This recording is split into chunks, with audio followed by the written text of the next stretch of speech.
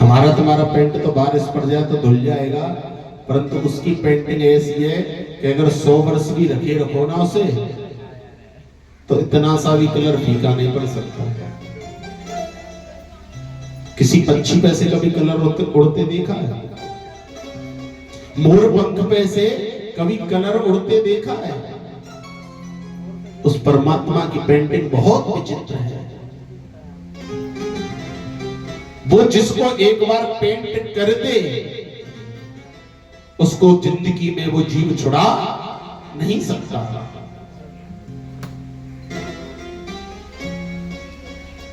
फिर कहने लगे, बोले राजन, इस संसार में 4 वर्ण हैं। चातुर्वर्ण्यम मया सृष्टम गुणः कर्म विभागः। बोले 4 वर्ण बनाए।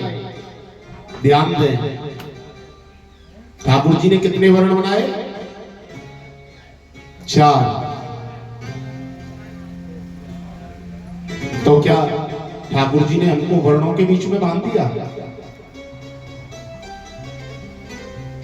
ब्राह्मण, क्षत्रिय, वैश्य, शूद्र कह तो सब देते हैं। बोले ठाकुर जी ने 4 वर्ण बनाए हैं। चातुर्वर्ण माया सिस्टम गुण कर्म विभागस, गीता में कह रहे हैं भगवान 4थे अध्याय में।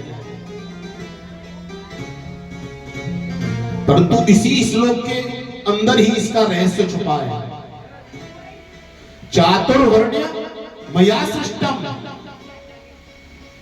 4 वर्णों की ठाकुर जी ने स्थापना की है, 4 वर्ण बनाए हैं।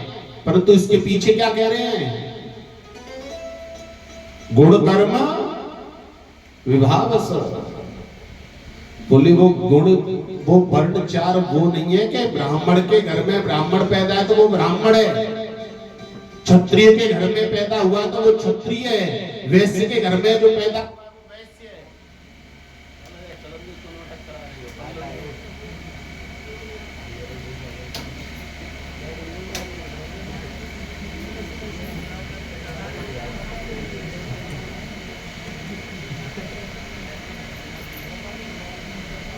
भागवत भगवान की जय। तो ठाकुर जी ने जो 4 वर्ण बनाए हैं, क्या उनको उसी में सीमित रखा? बोले ना, गुण कर्म विभागस। अगर ब्राह्मण के अंदर क्षत्रिय का गुण है तो वो ब्राह्मण नहीं है, वो क्षत्रिय है। अगर क्रोध अधिक करता है तो वो क्षत्रिय है। अगर किसी क्षत्रिय के अंदर ब्राह्मणत्व का गुण है तो वो फिर क्षत्रिय में नहीं आएगा। और नहीं तो आगे जब कथा आएगी ना तो बता देंगे तो ना कि कौन से ऋषि क्षत्रिय थे और फिर उन्होंने कैसे ब्राह्मणत्व को ग्रहण किया था।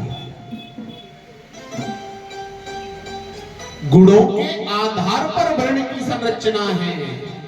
महाभारत में चले जाओ, पांडवों ने राजसी यज्ञ की थी, भगवान ने 5 जन्य संग रख दिया।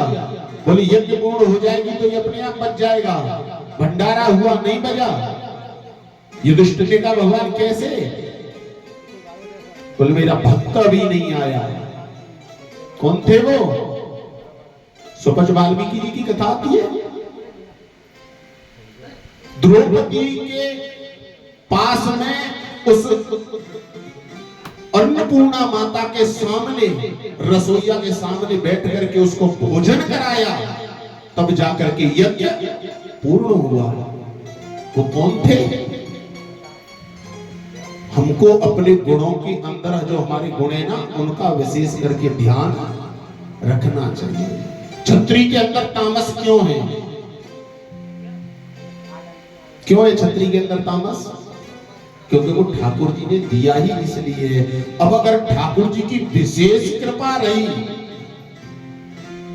तो वो तामस कम हो जाएगा और सत्व बढ़ जाएगा। और जहां सतो गुण बढ़ा वही भगवान के चरणों में लग जाएगा। जो बिना सतो गुण के भगवान की तुम भक्ति नहीं कर सकते हो। तामस तन कछु साधन नहीं। ये तमोगुण, रजोगुण ये तो कुछ करने ही नहीं देते।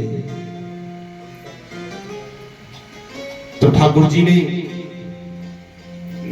सुखदेव जी ने बताया, बोले राजन, चार जो वर्ण हैं वो भी मेरे ही हैं। ये जो संसार है, जो हरियाली है, ये भगवान की ही मुस्कान है। मैंने प्राणियों के जीने के लिए सब प्रबंध किया है। रहने के लिए पर्वतों पे बढ़िया गुफा बना दी, खाने के लिए बढ़िया बढ़िया फलदार वृक्ष लगा दिए, पीने के लिए बढ़िया झरने लगा दिए, परंतु जीव को उससे भी चैन नहीं पड़ रहा, और भोग चाहिए। तो अब जितनी तुम्हारी इच्छाएं बढ़ेंगी उतनी फिर आविष्कार भी होंगे। एक संत जंगल में भजन कर रहे, हलवा खाने का मन हुआ। बोले जंगल में हलवा कहां से आ गया? ऊपर से केला टपक पड़ा गोदी में, खोला खाया, बोले वाह प्रभु, पैकिंग वाला हलवा भेजा है, खोलो और खाओ और फेंक दो, कहीं बनाने की जरूरत नहीं है। ठाकुर जी ने सब व्यवस्था की है, दांत तो भर जाए, केला खाओ। अब तुम ये कहोगे कि हमें तो गाजर का हलवा खाना है, तो पहले तो गाजर लाओ, घिसो, हलवा बनाओ, खोआ डालो, पहले मेहनत करो तब खाओ। उसका तो पैकिंग वाला हलवा, और उससे अच्छा कोई है भी नहीं। वो नुकसान कर सकता है, वो नहीं करेगा। इस प्रकार से सुखदेव जी ने राजा परीक्षित को समझाया, स्थूल और सूक्ष्म ध्यान की विधि बतलाई। बोले सिया राम में सब जग जानी, ये सारा संसार है, ये उसी परमात्मा का है, और ईश्वर अंश जीव अविनाशी, हर जगह, हर क्षण, हर पल, हर कण में वही परमात्मा विराजमान है। इस प्रकार से श्री सुखदेव जी महाराज ने भगवान के स्थूल रूप में ध्यान की विधि बतलाई। तदुपरांत सद्यो मुक्ति और क्रम मुक्ति का मार्ग बतलाया परीक्षित को। बोले राजन, जो ब्रह्मलोक का सुख भोग करना चाहते हैं, वो अपने सूक्ष्म शरीर को लेकर ही ऊर्ध्व गति से ऊर्ध्व लोकों का गमन करते हैं, और जो केवल उस परम तत्व को ही पाना चाहते हैं, वह इस स्थूल शरीर और सूक्ष्म शरीर दोनों का त्याग करके अपनी विशुद्ध आत्मा को परमात्मा में लीन कर देते हैं। आगे कहने लगे, बोले राजन, हर कामना से, अलग अलग कामना से अलग अलग देवता की पूजा है। अगर किसी को अन्न की कामना है तो माता अदिति की उपासना करे, किसी को रूप की कामना है तो गंधर्वों की उपासना करे, अगर किसी को विद्या की कामना है तो मेरे भोलेनाथ की आराधना करे, और अगर किसी को दाम्पत्य जीवन में सुख समृद्धि चाहिए तो माता पार्वती की आराधना करे। इस क्रम को श्री सुखदेव जी ने बतलाया। समय का अभाव है,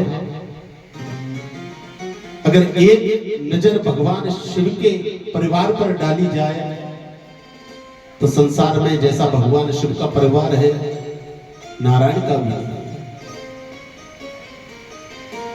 क्योंकि आज एक तो कथाएं भी बहुत हैं, कोशिश करेंगे कि वहां तक पहुंच जाए, नहीं तो ठाकुर जी की जैसी इच्छा के उन्हें छोड़ने का तो मन करता नहीं। भगवान शिव संसार है ना, ये संसार में क्या कहते हैं यहाँ, बोले भगवान शिव की पूजा मत करो, घर में मत रखो। अरे मूर्खो, अगर एक नजर उनके परिवार पर डाल लो तो संसार को भूल जाओगे। भगवान शिव किसकी सवारी करते हैं? नंदी की। माता रानी की सवारी क्या है? शेर है ना। क्या शेर बैल को छोड़ देगा? भगवान के गले में क्या डला हुआ है? सर्प है ना। और उनके बड़े पुत्र कार्तिकेय जी की सवारी कौन है? मोर। मोर सर्प को छोड़ेगा? गणेश जी की सवारी क्या है?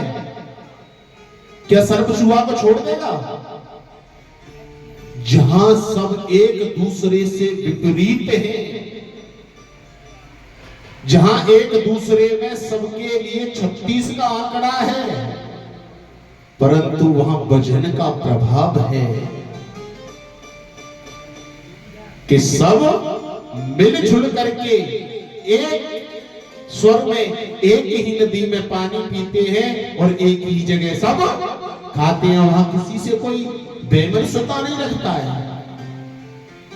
लोगों ने बना दिया भगवान भांग खाते हैं। हमें तो आज तक ना शिव पुराण में ना लिंग पुराण में किसी में लिखा नहीं मिला कि भगवान ने भांग खाई है।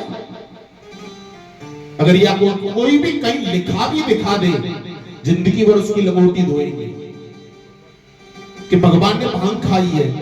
अरे भांग का एक महत्व है। भगवान ने क्या पिया था?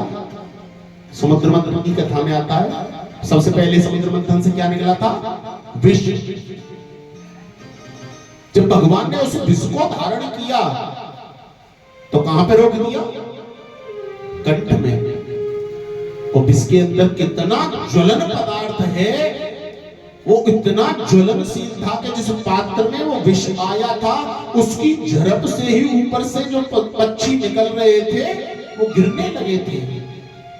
ऐसे विष को मेरे भोलेनाथ ने पिया और तुम कहते हो कि उसने भांग खाई है, वो चिलम पीता है। अरे तुमको करने हैं जो ऐब तुम करो, कम से कम ठाकुर जी को तो छोड़ दो।